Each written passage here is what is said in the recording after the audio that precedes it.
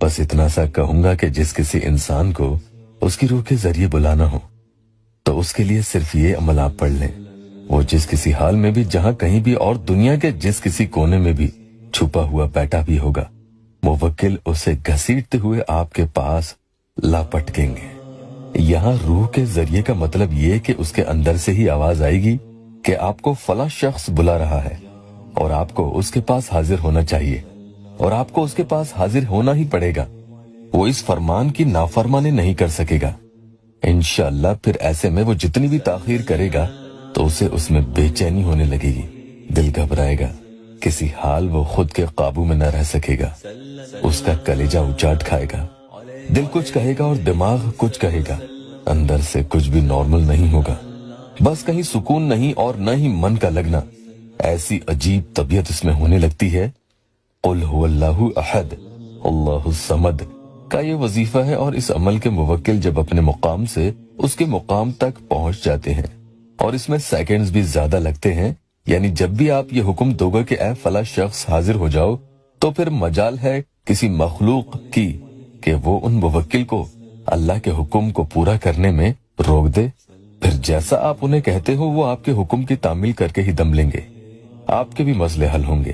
اس عمل کی بات میں کروں تو اس میں آپ کو یہ دھیان رکھنا ہوگا کہ آپ جب تیار رہیں کہ وہ آپ کے سامنے حاضر ہو جائے اور آپ انہیں فیس کر سکیں، اس میں آپ کو کوئی پریشانی نہ ہو تو ہی آپ اس عمل کو پڑھ لیں۔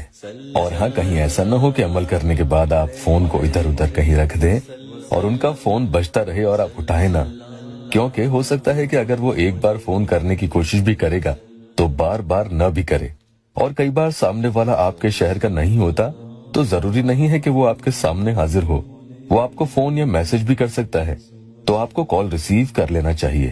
کہیں کال مس ہوا تو بات نہیں بن پائے گی، لیکن کال اٹھا کر بھی آپ ان کے کسی بات کے لیے پیچھے نہیں پڑیں گے کہ کہیں آپ فون اٹھاتے ہی کہہ دیں کہ بتاؤ مجھ سے کب شادی کرو گے۔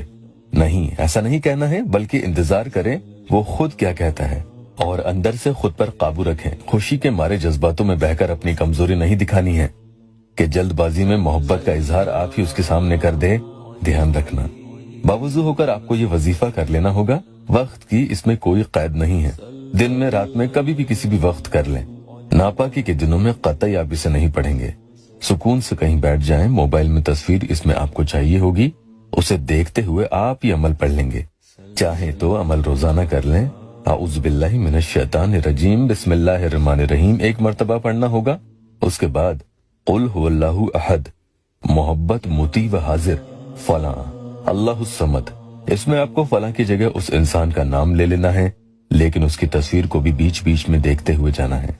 مطیع یعنی آپ کا فرما بردار بن بیٹھے گا اور اپنی روح اور جسم کے ساتھ آپ کے سامنے کھڑا ہوگا۔ اس طرح سے آپ کو 41 ٹائمز یعنی 41 مرتبہ یہ پڑھ لینا ہوگا، اور اس کے بعد اللہ سے خوب دعا بھی کرنی ہے۔